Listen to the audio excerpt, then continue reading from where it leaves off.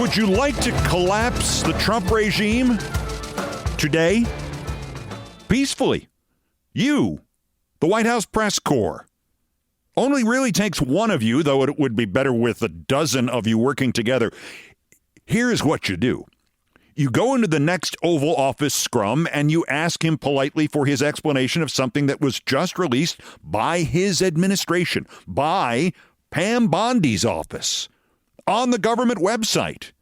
Todd Blanche was there, and you read, quoting this FBI 302 interview file, quote, Maxwell presented her to Trump. By the things Maxwell said, it was clear that she was available.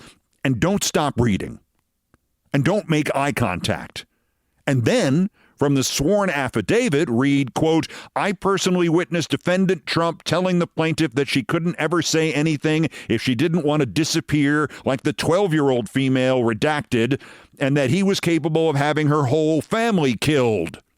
Quote, the physical and sexual abuse that I personally witnessed of minor females at the hands of Mr. Trump and Mr. Epstein under penalty of perjury, even though I fully understand that the life of myself and my family is now in grave danger, unquote. What, sir, is your explanation, sir, about when you threatened this girl's life, sir? And then, if you can still get any more of your colleagues to do their jobs too, then they read.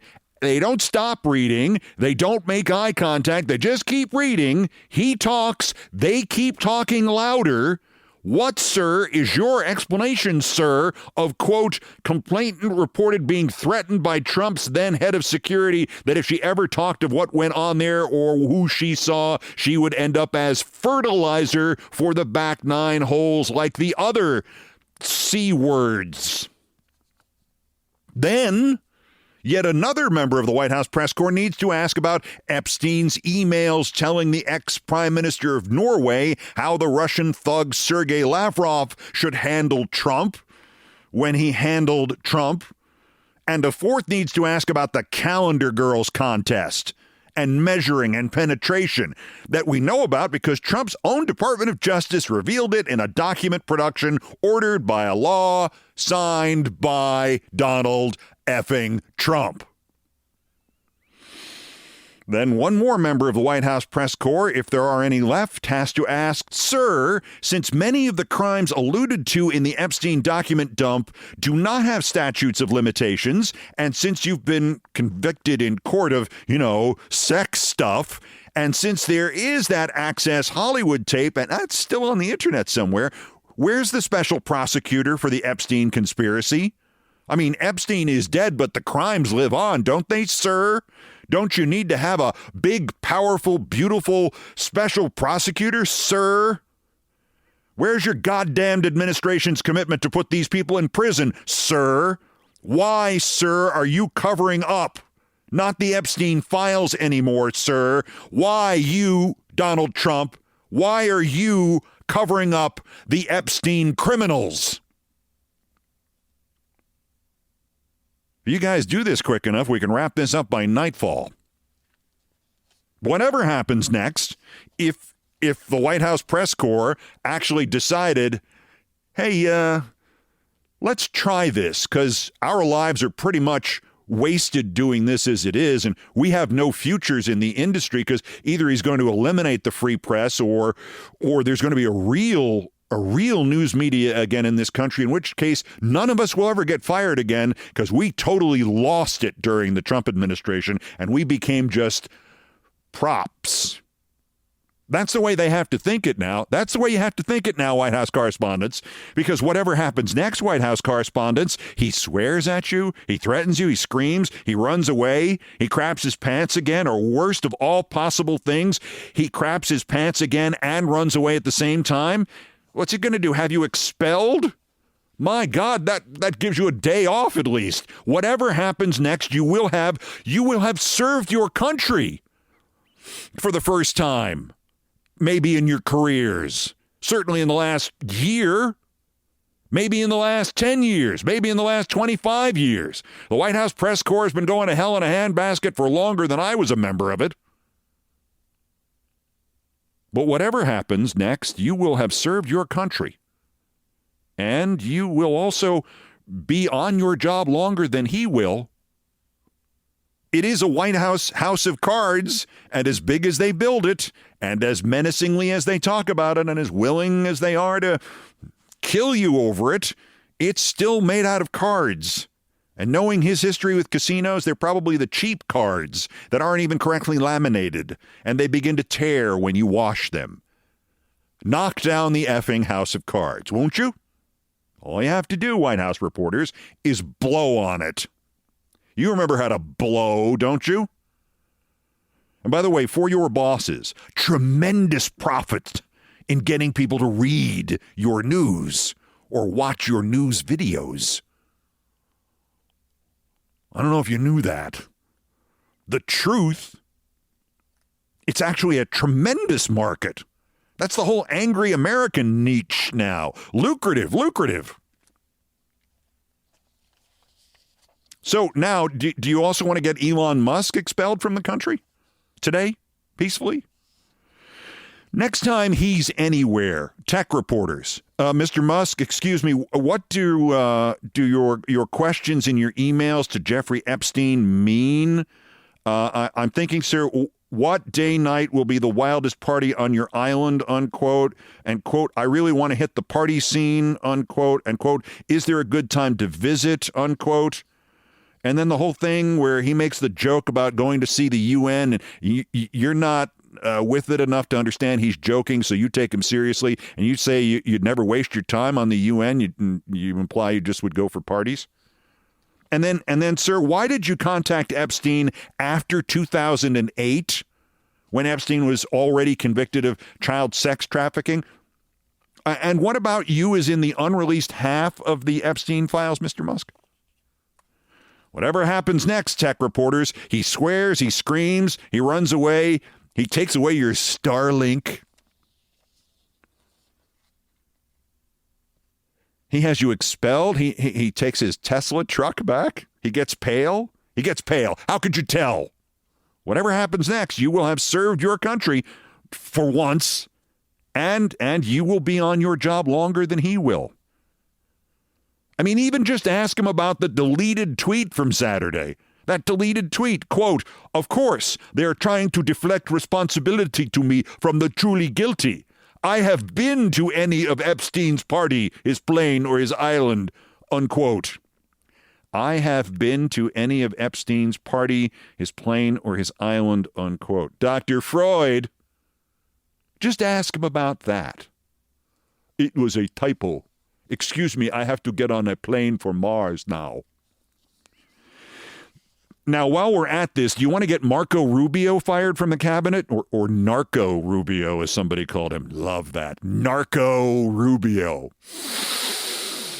You go to him and you hold up a finger in front of your face so he has something to concentrate on while you're talking, and he'll remember to stop rubbing whatever he's rubbing on his gums. And you ask him, State Department press corps, you ask him, what the hell is this Epstein email to Michael Wolff, your friend Bondi over at Justice just released, where Epstein writes, quote, I assume you already know that the original misspelled funder for the dossier misspelled was Rubio.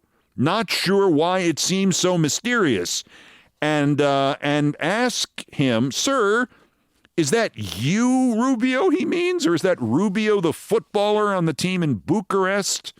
Or Jorge Rubio of the 1967 California Angels? Which Rubio is he talking about? And you want to get Howard Lutnick fired from the cabinet? This might be something that would get bipartisan support. You want to get Howard Lutnick fired from the cabinet after the Epstein Files show his email to Epstein 7 years and contact 12 years after he claims he cut off his across-the-hall neighbor Epstein forever? You want to get Trump's new pick for the Fed, Kevin Warch, withdrawn? Do you want to bury Steve Bannon and his thousands of texts with Epstein? Do you want to get the disgraced director of the Melania vanity film or horror film fired, Brett Ratner, the one in the photos with the young girls? Do you want to get the fascist stooge Bari Weiss fired by the Ellisons?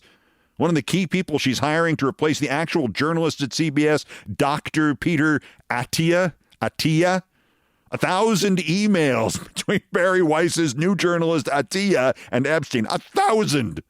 and at least one between Bari Weiss's wife and Epstein, asking her how introducing Bari Weiss to her folks went. You wouldn't even have to ask that question on the air, CBS News. You could just remind the Ellisons and suggest where this might be leading and how it's never going to go away unless she goes away. And ask them, where would the 1,000 emails and the one from her wife go to do the most damage to them, the Ellisons personally? Or where would all the stuff that's still unreleased in the files go to damage them, the Ellisons, worst? You could ask them that. You don't have to put it on the air. Do I feel skeevy about any of this? Well, maybe. I probably will later. But there is more journalism, more honesty, more ethics in the first 600 words of this podcast today than there has been so far in all of QAnon and what it did with the subject of sex trafficking, in which it was weaponized to try to elect a complete asshole like Trump. If I feel better after the cancer is removed from this country, I'll feel better. In the interim, I asked 2 questions in response to that rhetorical question about, do I feel skeevy about this? When the entirety of American media broke laws, broke grand jury precedents, colluded with one political party, staged events, faked newscasts to try to force a president to resign and to slander a young woman and vaguely hint that maybe she wasn't the only one and maybe she wasn't the youngest, did you feel anything skeevy about that? You didn't. I did. I remember. I was there. It's why I quit that job. It was also ultimately why the then president got to stay in office, and the would-be American dictator who had engineered the whole distraction of America from the gathering storm of international terrorism so it could instead watch a soap opera he created dressed up as news. Why that president stayed in office, but the would-be American dictator got his ass fired as Speaker of the House.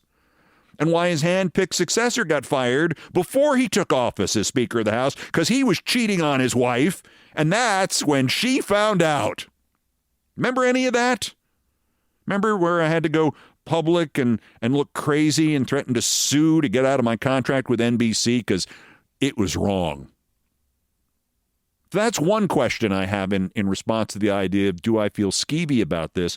The other question is, Mr. President, rather than address our quotations about you in your Justice Department's Epstein Files from the other day, you crapped your pants and then threw some of it at us, and then you threw us all out of the Oval Office, and you shouted, I have to go bomb Iran, which we're told is actually the Secret Service code for POTUS crapped his pants again. So, sir, with the courtesy here that we're hoping you're feeling better for everyone's sake, what about you, Mr. Trump, is in the unreleased half of the Epstein Files?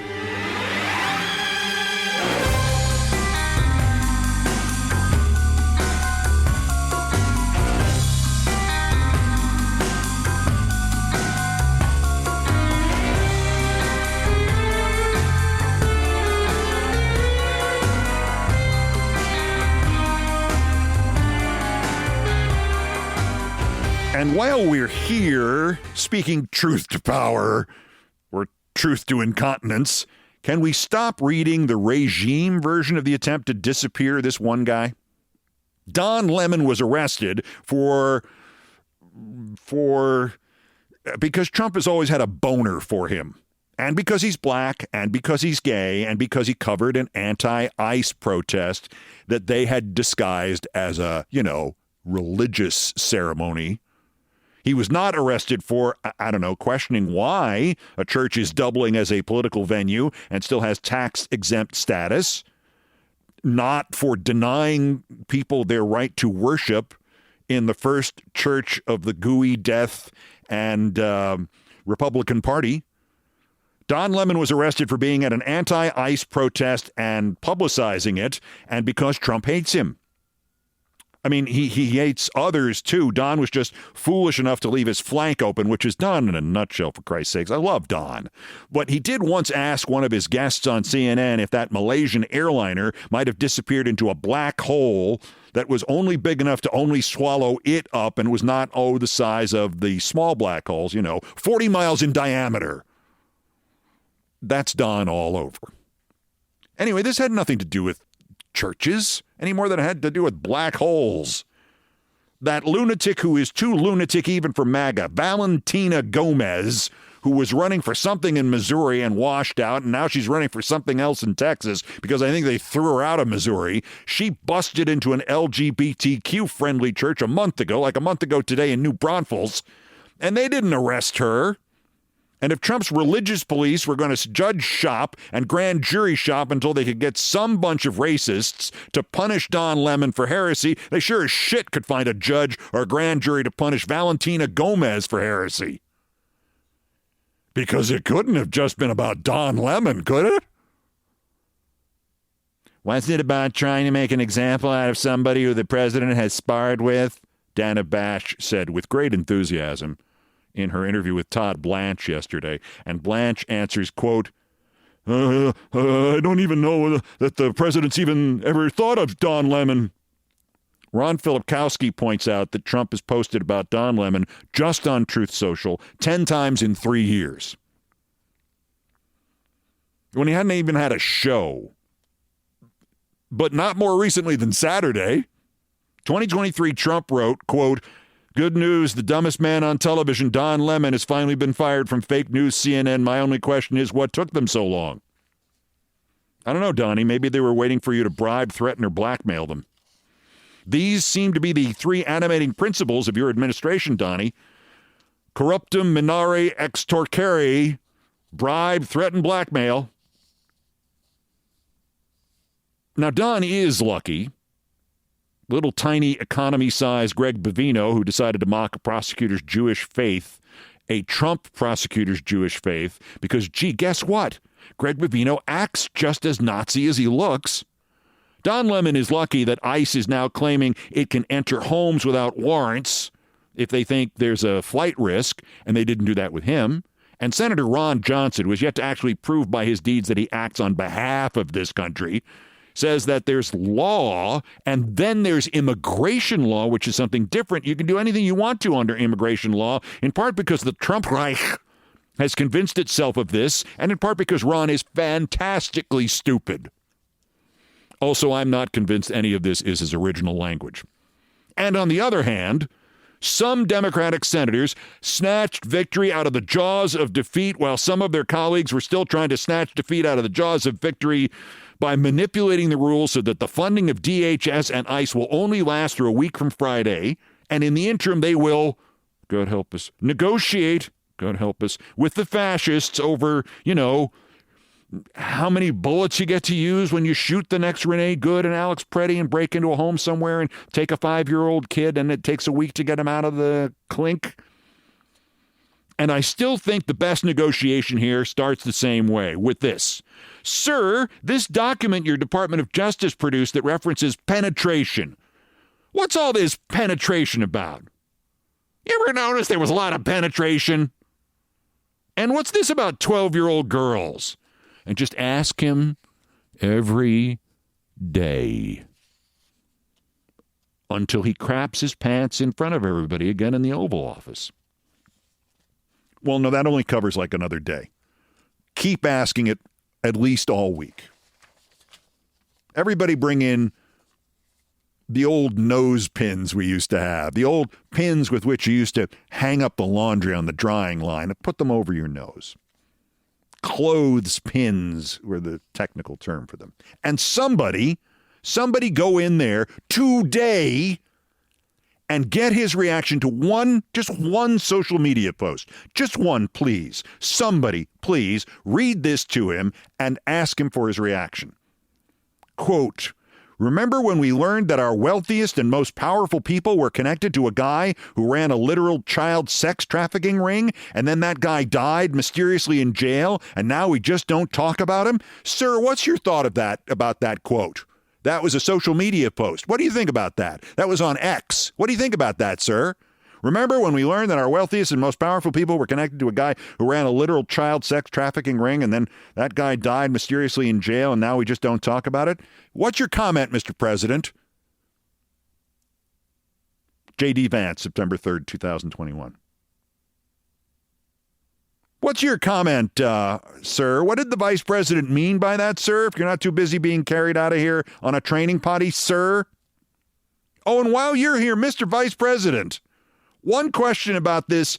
Now we just don't talk about it. What? Now you just don't want to talk about it?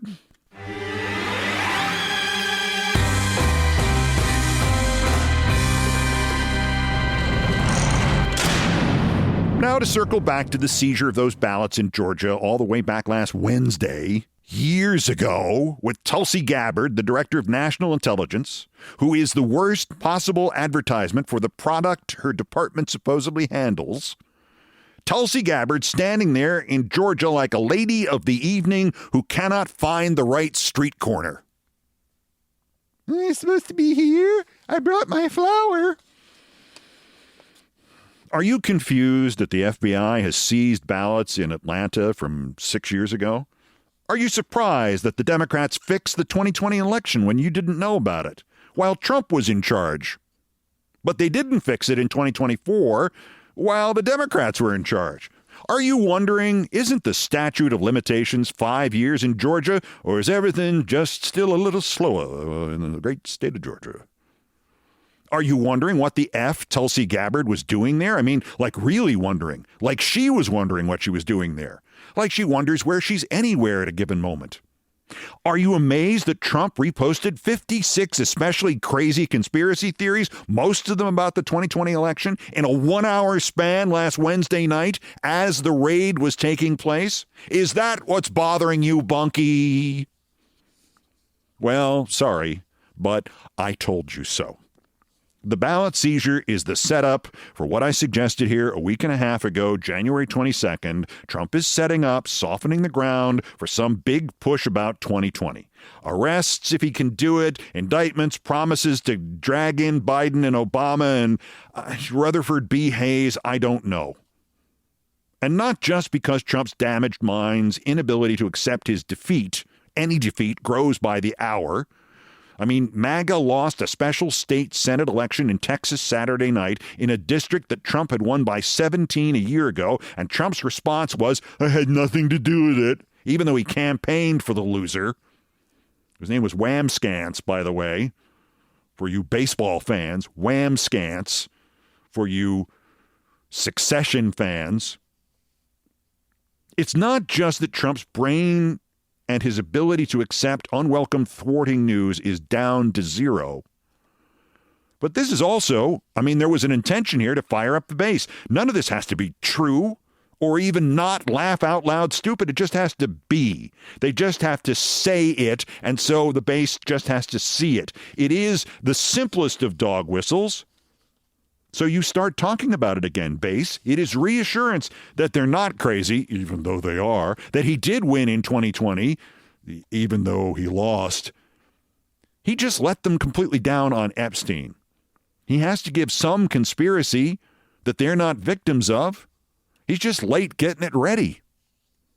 They will take those Georgia ballots and do something with them. I'm thinking of the late, great Art Matrano. Da-da-da-da-da-da-da-da. The guy who used to bang his fingers together, and the whole comedy bit was he was a magician who made different numbers of fingers appear on his hands. Da-da-da-da-da-da-da-da. That's what they're going to do with the ballots. Gabbard is there because to sell this, they have to make it international. Because there is a statute of limitations, but not for international actions of some kind, acts of war. The idea that the election was fixed domestically has been disproved nonstop for 5 years and in several hundred courtrooms, and there is no further prosecution possible. So it has to be space lasers. And the perfect front person for this would be the world's dumbest human being, Tulsi Gabbard. She's not a Russian asset, because even the Russians would be offended by the use of the term asset. Asset? I thought you said asshole. Only she could read this post by Donald Trump on Truth Social and say, I can do something with this. A retweet from the Skiff with a logo that appears to be an Area 51 alien.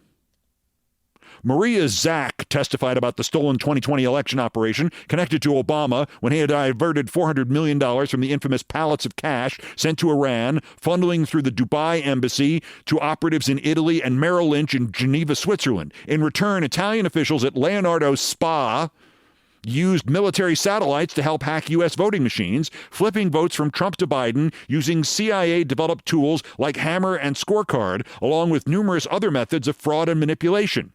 China reportedly coordinating the whole operation, providing the tech backbone and bribes to corrupt Americans. The CIA oversaw it. The FBI covered it up, all to install Biden as a puppet. This is the global election fraud cartel and the real threat against American democracy and the rest of the world. Got to give Trumpland credit for making it so diverse. Obama, so that's Kenya. Iran, Dubai, Italy, Switzerland, the CIA, FBI, Biden. That's pretty good. A lot of DEI hires in this conspiracy, boys. I find the most interesting part here. It only cost $400 million to fix the election. That's the price of fixing an American election, $400 million. Like there aren't donors who could produce that before the theme plays. $400 million. At least make it $400 billion. The Skiff.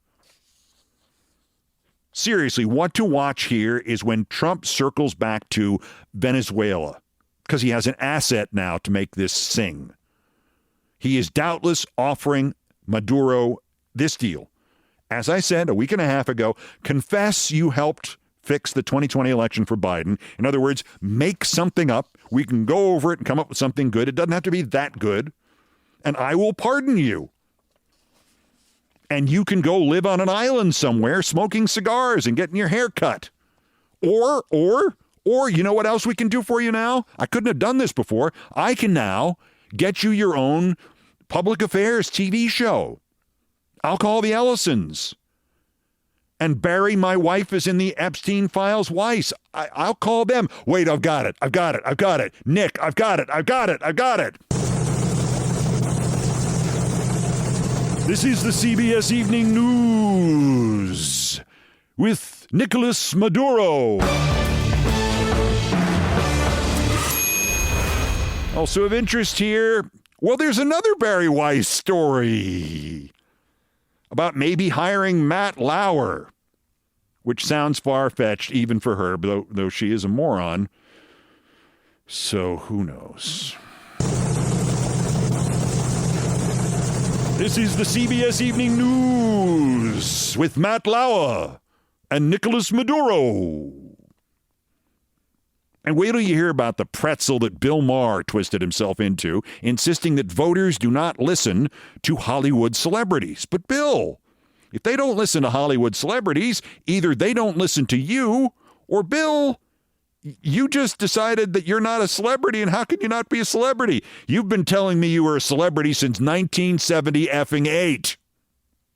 That's next. This is Countdown. This is Countdown with Keith Olbermann.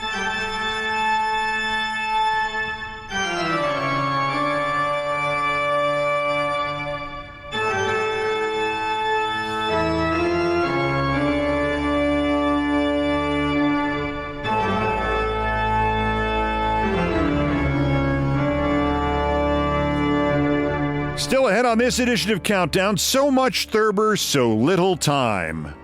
If you have felt particularly overwhelmed this week by stupid people whose last moment of life will be themselves complimenting themselves about how smart they themselves are, in other words, if your entire world has already become Bari Weiss this week, may I recommend two of Thurber's stories, one of his subtler dismissals of the rampant stupidity of what Mencken called the bourgeoisie, the Macbeth murder mystery, If you've never heard this before, I'm going to go out on a limb here. You will love it. The second one, a little less subtle. It is called Meet Birdie Doggett. It's about a practical joker. It's simply cold eggs in people's pockets. A good thing for people like Bari Weiss. Coming up, first, believe it or not, there's still more new idiots to talk about. The roundup of the miscreants, morons, and Dunning-Kruger effect specimens who can constitute today's other worst persons in the world. Can you tell I have a head cold? Because I can't talk. Oddly, my voice is kind of okay. It's the head cold is like can no longer have a head cold and talk at the same time. I can be sick or I can make sense. Just read the script, Keith. It's much easier that way. Bronze, the worst. Harriet Hageman. You know her. She's the congresswoman you look at and you go, what in the hell is that? She is the Trumpist who betrayed Liz Cheney when Liz did not betray America. She's the congresswoman from Wyoming who may best represent the total lack of principles and ethics in MAGA and proves that no matter how old you are, it's never too late to sell your country out for personal gain. Harriet effing Hageman. As late as 2016, she was decrying Trump. She was saying her great-grandfather moved to Wyoming territory in 1878, and he didn't come out here, so this Trump guy, blah, blah, blah, blah, blah. As late as 2021, she was considered just a peripheral, weird-looking non-factor in Trump's bid for vengeance against Liz Cheney, and then somehow she convinced him she was the winner. And now she is in the House and running for the Senate. But you know, you can't fool all the people all of the time. Harriet had a town hall at Casper College, and she tried to ask about things she wanted to talk about, and she was asked about things her constituents wanted to talk about, say, the Renee Good and Alex Pretty murders, and she tried to skip them. Quote, I haven't talked about that. I spoke about the Lake and Riley Act because it was one of the bills that we passed. I haven't talked about what was going on in Minnesota. I think that I have to look at the investigation. If there were violations of someone's constitutional rights, there is redress. Because there's a lot of redress for Renee Good and Alex Pretty since they're dead now. When I say Harriet Hageman looks weird, I'm complimenting her. She is weird. She's crazy. She's not Western, don't tread on me, Liz Cheney. What is that all about? She's not that. She's not the daughter of a guy who didn't actually have a functioning heart, but just had a machine and sounded like a character from a Mel Brooks picture called Young Frankenstein. No. Harriet is genuinely off this planet. She said there is redress, and a questioner from the audience gave her an impossible question in reply to that. You ready?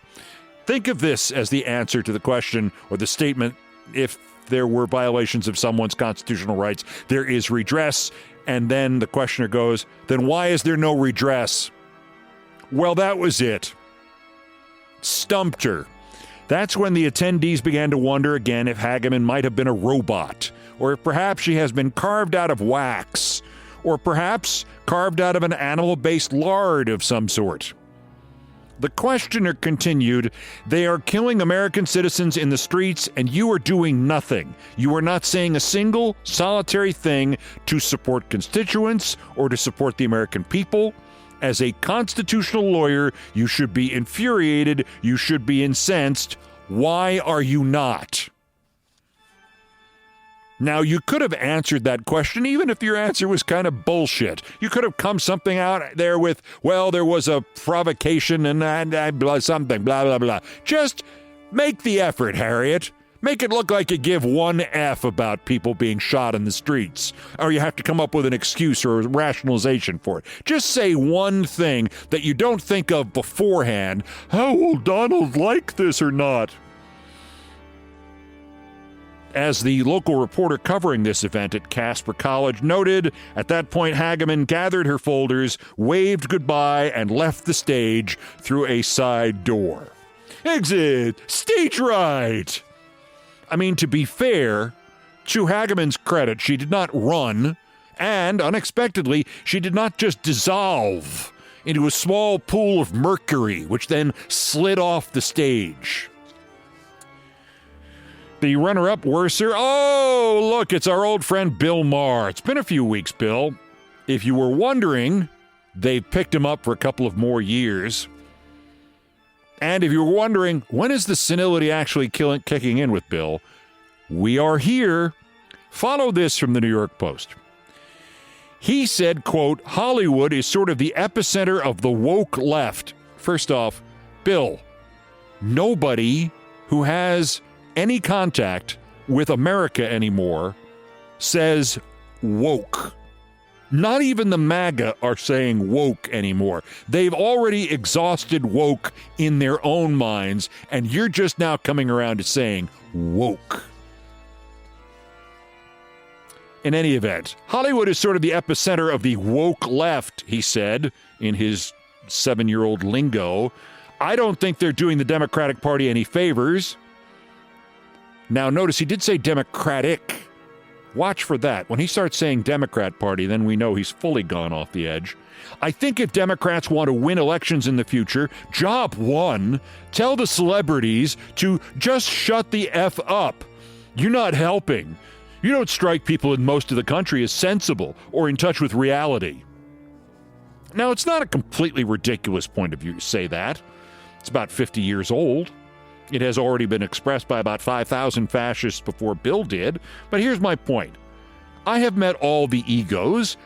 I will confess periodically I even have the ego. But there's a logical flaw here. You don't strike people in most of the country as sensible or in touch with reality. Ah, Bill Maher thinks of himself as a celebrity. I know him since 1978. He thought he was a celebrity in 1978, too. He thinks he's a real celebrity. He thinks he's top 50 in the world. He is openly bitter about everybody else who has ever been praised or recognized. The old idea when you went on his show and you got a laugh or applause, the old Jack Benny, Johnny Carson idea that any laugh on my show is my laugh. In other words, I want you to do well. I want them to laugh at your jokes. I want them to respond well to you because I get the credit for that too. That's not Bill's attitude. Bill will say things like, why were you trying to upstage me out there? In any event, he's openly bitter about anybody else who's ever been praised, who's been recognized. He can tell you to the exact number how many Emmy Awards he has not won, which is 33. So celebrity really matters to him. It validates him to the degree that it does. And he's telling celebrities that they should just shut the F up, that they're not sensible, that they're not in touch with reality. Well, okay, Bill, we haven't agreed on much since 2012, maybe, but if you want to be a self-loathing celebrity, semi-celebrity, discount celebrity, compact-size celebrity, okay. Or your other choice is you're talking about celebrities and it doesn't apply to you because you're not shutting up. I mean, just logically speaking, if you're telling people in the public eye who should shut up on political opinions, then you're not a celebrity. Interesting flex, as the kids say. Woke. It's woke.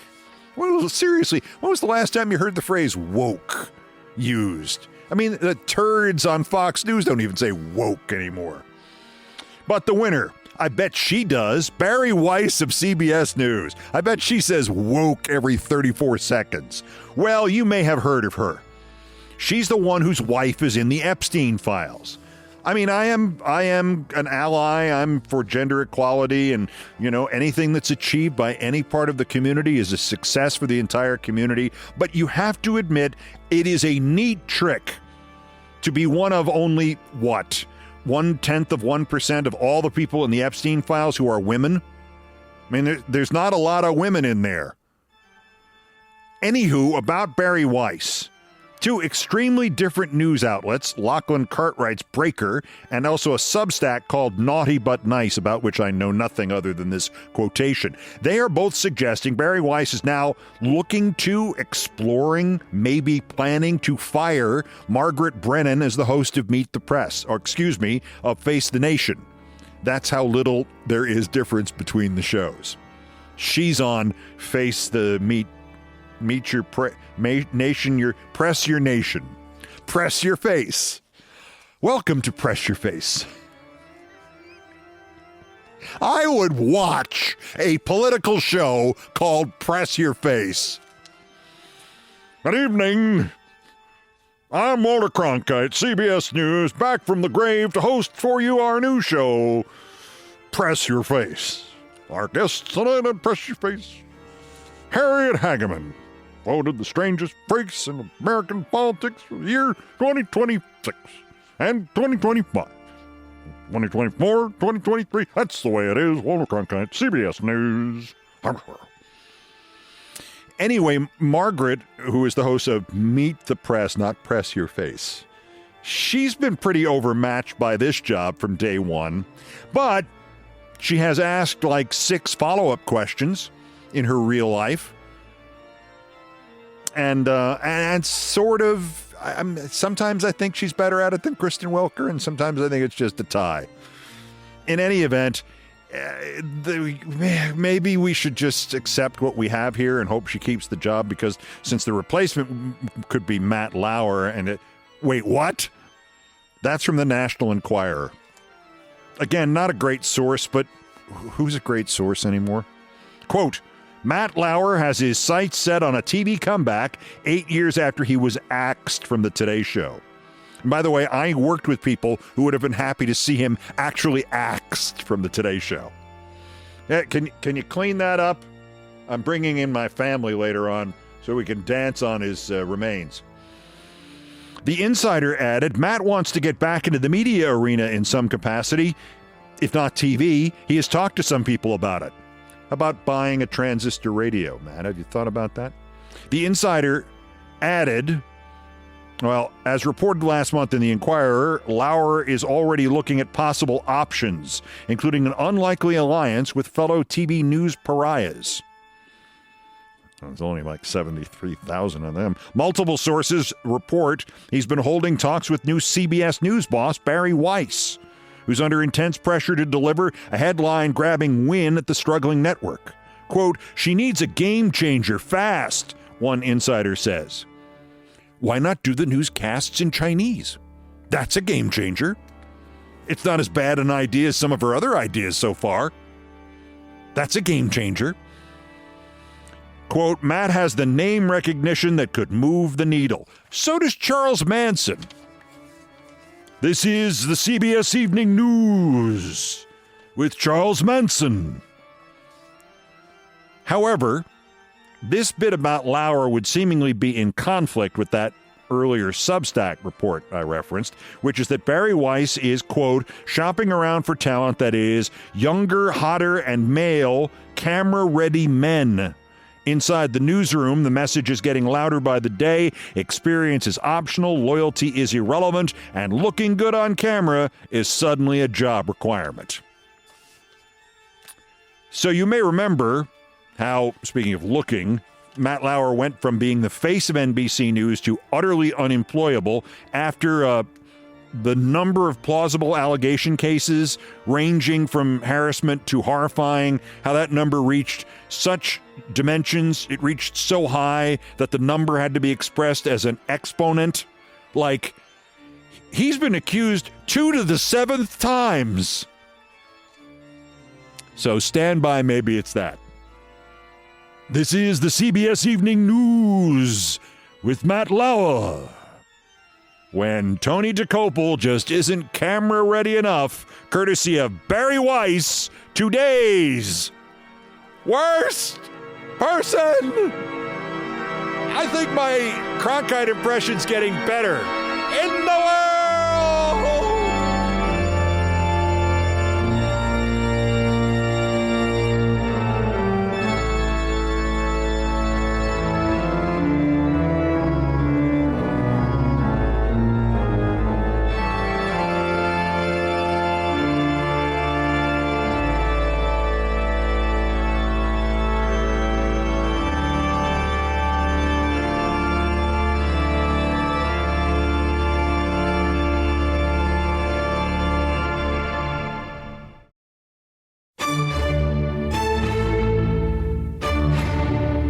The Macbeth Murder Mystery by James Thurber.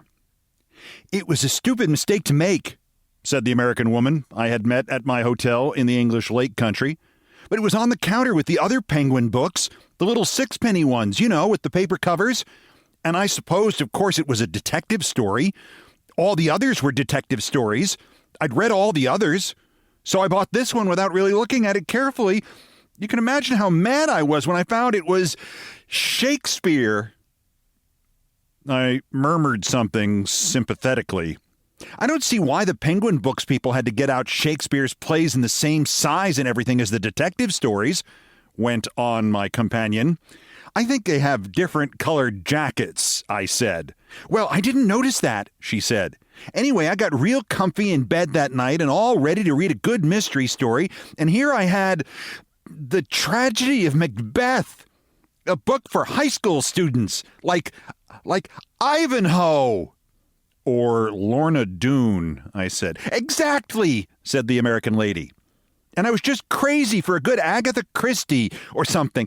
Hercule Poirot is my favorite detective.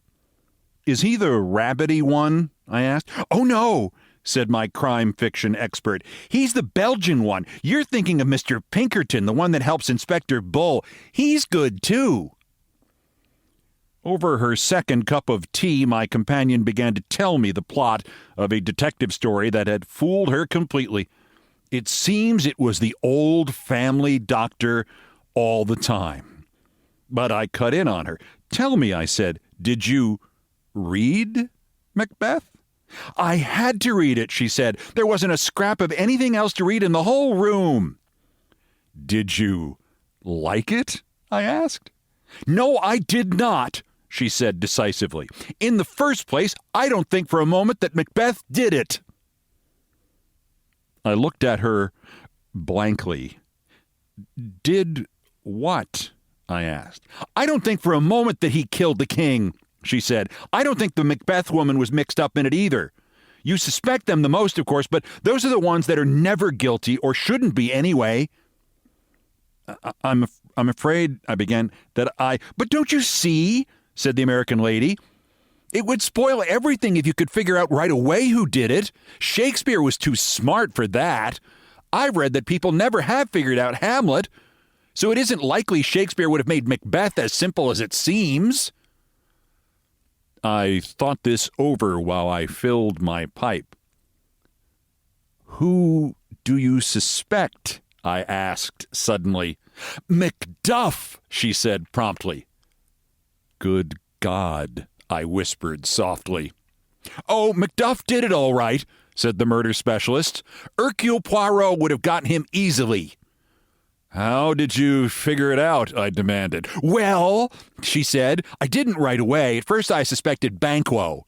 And then, of course, he was the second person killed. That was good right in there, that part. The person you suspect of the first murder should always be the second victim.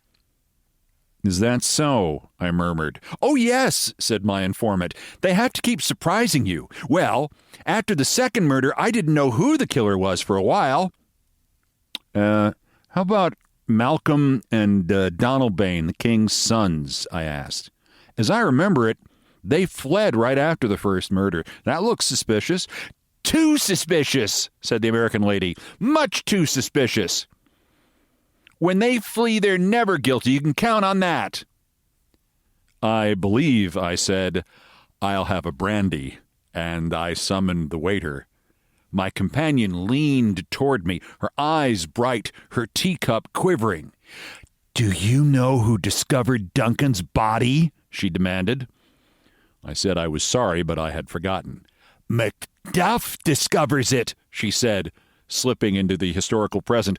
Then he comes running downstairs and shouts, Confusion has broke open the Lord's anointed temple, and sacrilegious murder has made his masterpiece, and on like that. The good lady tapped me on the knee.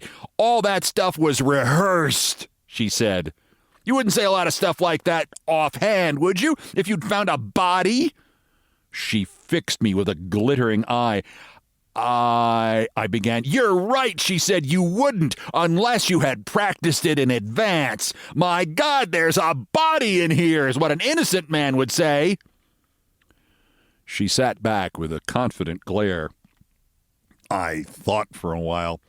But what do you make of the third murderer? I asked. The third murderer has puzzled Macbeth scholars for 300 years. That's because they never thought of Macduff, said the American lady. It was Macduff, I'm certain. You couldn't have one of the victims murdered by two ordinary thugs. The murderer always has to be somebody important. But what about the banquet scene? I asked after a moment. How do you account for Macbeth's guilty actions there when Banquo's ghost came in and sat in his chair? The lady leaned forward and tapped me on the knee again.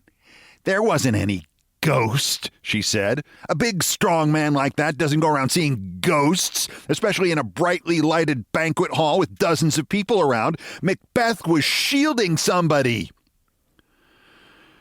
Who was he shielding? I asked. Mrs. Macbeth, of course, she said.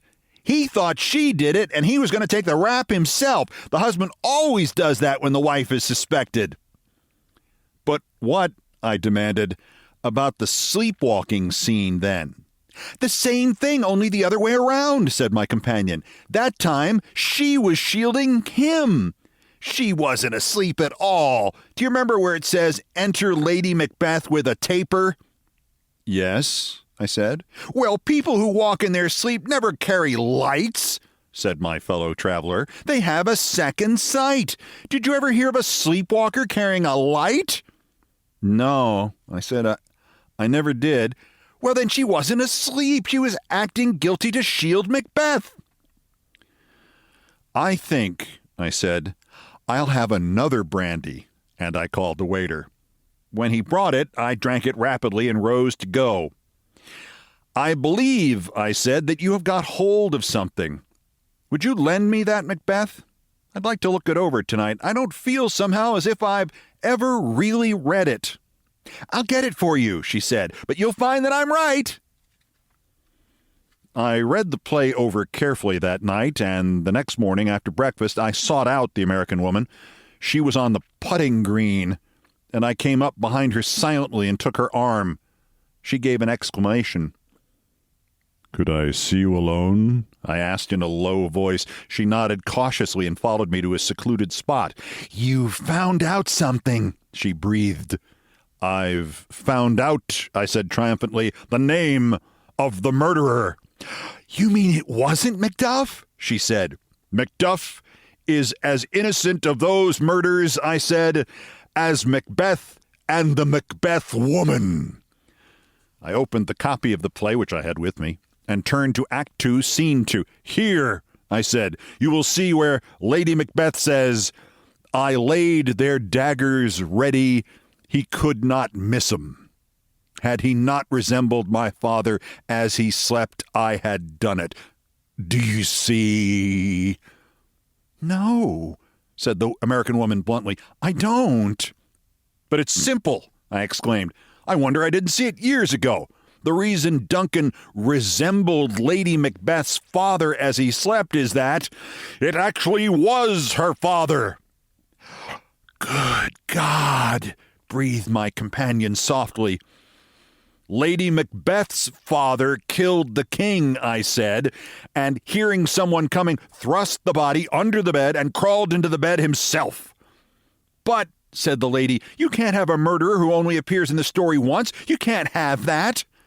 I know that, I said, and I turned to Act 2, Scene 4. It says here, enter Ross with an old man. Now, that old man is never identified, and it is my contention that he was old Mr. Macbeth, whose ambition it was to make his daughter queen. There, you have your motive. But even then, cried the American lady, he's still a minor character. Not, I said gleefully, when you realize that he was also one of the weird sisters in disguise. You mean one of those three witches? Precisely, I said. Listen to this speech of the old man's. On Tuesday last, a falcon, towering in her pride of place, was by a mousing owl hawked at and killed. Who does that sound like? It sounds like the way the three witches talk, said my companion reluctantly. Precisely, I said again. Well, said the American woman, maybe you're right, but I'm sure I am, I said. And do you know what I'm going to do now? No, she said. What? Buy a copy of Hamlet, I said, and solve that. My companion's eyes brightened. Then, she said, you don't think Hamlet did it? I am, I said. Absolutely positive he did not. But who? She demanded. Who do you suspect? I looked at her cryptically. Everybody, I said, and disappeared into a small grove of trees as silently as I had come.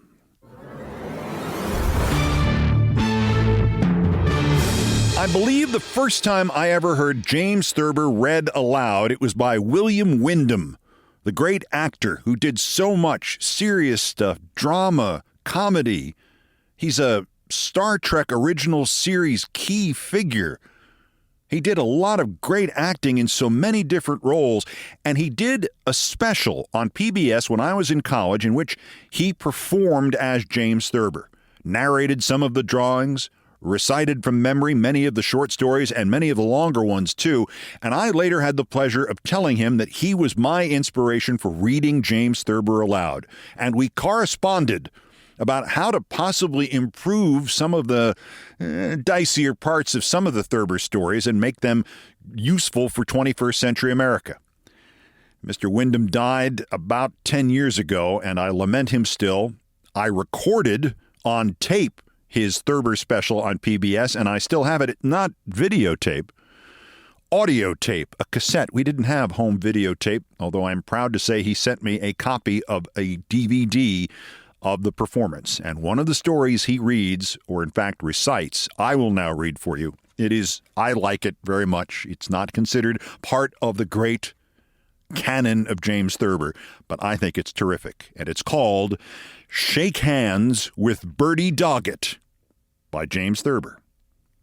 John Bertie Doggett, known as Bertie to the few people who speak to him, must be 53 now, but he wears his years with a smirk, and he is as bad a practical joker as ever. Other American cut-ups in the grand tradition began to disappear in October 1929, and they are as hard to find now as bison, but Doggett's waggishness has no calendar. You must have run into him at some party or other. He's the man whose right hand comes off when you try to shake it. The late George Bancroft once pulled that gag in a movie, but that was so long ago the picture must be a cherished item in the Museum of Modern Art's film library. Even now, when everybody else was running the gamut of bomb fear from A to H, Bertie Doggett was at Grand Central with one roller skate, which he managed to attach to the shoe of a man sleeping on a bench.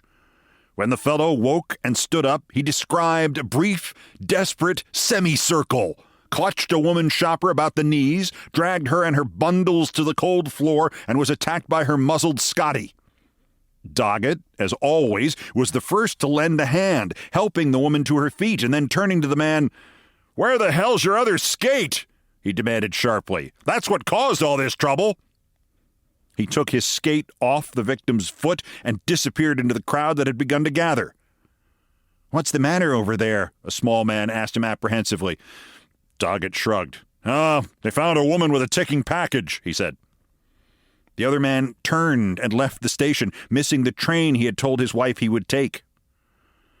Doggett's pranks usually have the effect of involving people on their far edges, one or two of whom have been divorced as a result. A publisher I know thinks Doggett would make a good story. I disagree because I don't think there's anything good about the fellow, but I have done some checking up on him out of force of habit. His father, the late Carroll Lamb Doggett, was a Methodist minister, and his mother was a witch, born Etta June Bertie. When her son was only 10, she taught him how to set strangers' umbrellas on fire. After an April shower, she would sally forth with the little hellion, they lived in Dayton, in search of a citizen with a floppy umbrella. After an April shower, Dayton men lower their umbrellas without bothering to roll them. Mrs. Doggett would hunt until she found a man waiting for a streetcar, his umbrella sagging open at his side. She would then surreptitiously fill the umbrella with paper, several dozen kitchen matches, and perhaps one or two ping-pong balls. As the streetcar approached, she would drop a lighted match into the umbrella. Now, hell hath no dismay like that of a gentleman whose wet umbrella suddenly bursts into flame. Instead of rolling the thing to smother the blaze or simply throwing it away, 9 out of 10 men, according to Doggett's statistics, will flail it around in the air, thus increasing the conflagration. Many of Mrs. Doggett's victims were arrested for disturbing the peace or for arson. Bertie Doggett has never been much interested in the exasperating paraphernalia of the trick and puzzle shops. He still uses the wax hand, and he has tried out dribble glasses, whoopee cushions, the foul-smelling stuff you put on chair bottoms to make people think they've just sat on a lighted cigarette, and other such juvenile props. But they never got a real hold on his fancy. He likes the elaborate rib, involving a lot of people. The more, the better.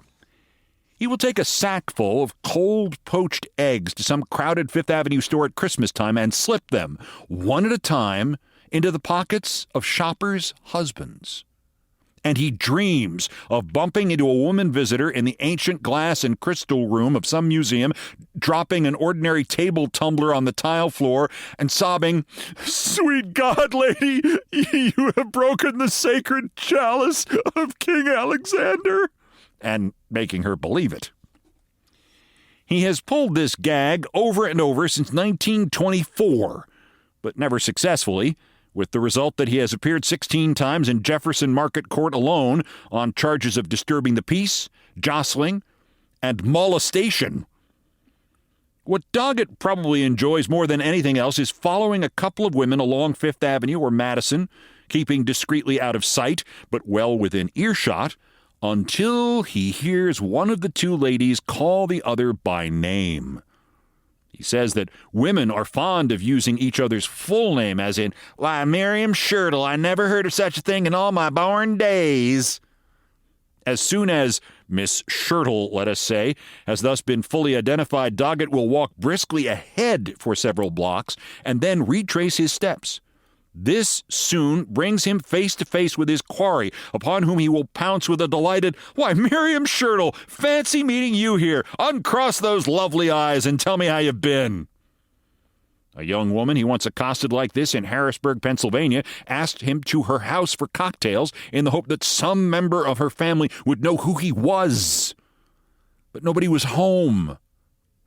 His hostess turned out to be a bore, so Bertie put knockout drops in her second martini, and after she had passed out, he stole a marble plaque of Kitchener from her mother's room, and he went away.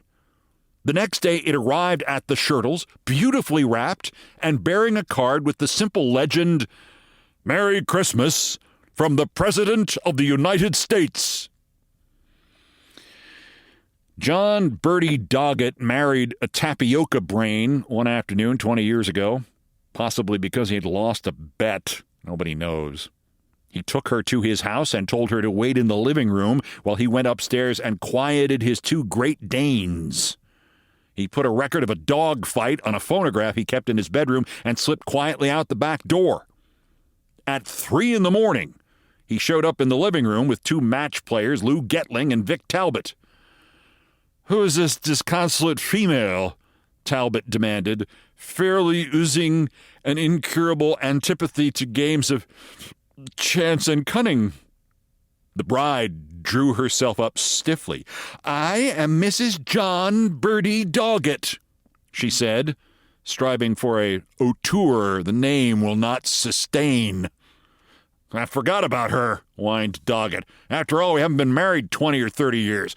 We've only been married 11 hours. Mrs. Doggett, the former Anne Quealy, went home to her mother, Mrs. Paul W. Quealy, and never saw Bertie again. I join her in the fervent hope that he may someday choke on his candied dice and pass forever out of our consciousness. He is a hard man to forget, though. I never start to get out of a chair, no matter where I am, without glancing at my shoes to see if I am wearing one roller skate and feeling in my pockets for old, cold eggs.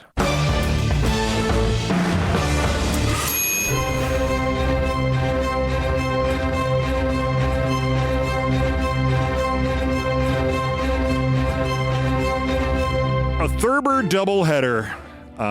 Yes. Now, back to resume our inspection of the area around us and the continuing mounting evidence that this is hell, and that the traditional Judeo-Christian hell is actually like just a large office of the Department of Motor Vehicles. I've done all the damage I can do here. Thank you for listening.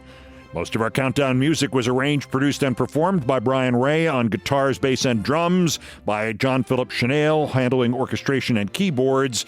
They are obviously our musical directors of Countdown. Their music was produced by TKO Brothers. Our satirical and pithy musical comments are by the best baseball stadium organist ever, Nancy Faust. The sports music is the Olbermann theme for ESPN2, written by Mitch Warren Davis, courtesy of ESPN Inc. Other music arranged and performed by No Horns Allowed, James Thurber, written by James Thurber. My announcer today was my friend Larry David. This program was produced by Ted. Everything else was, as always, my fault. Thanks. Countdown for today, day 379 of America held hostage again, but just 1,084 days until the scheduled end of his lame duck and lame-brained term, unless he is removed by... sooner by Epstein. Just Epstein. It's not difficult. Ask the questions. Your major point at this point in news in the White House is, do you want to get fired after you do something that might save the country? Or do you want to get fired when Bari Weiss decides she needs to rehire Matt Lauer instead of you? That's your choice. Which would you rather do? This does not apply if you work at ABC or NBC. There are separate fresh hells there. The next scheduled countdown is Thursday. Bulletins as the news merits. Until the next one, I'm Keith Olbermann. Good morning, good afternoon, good night, and good luck.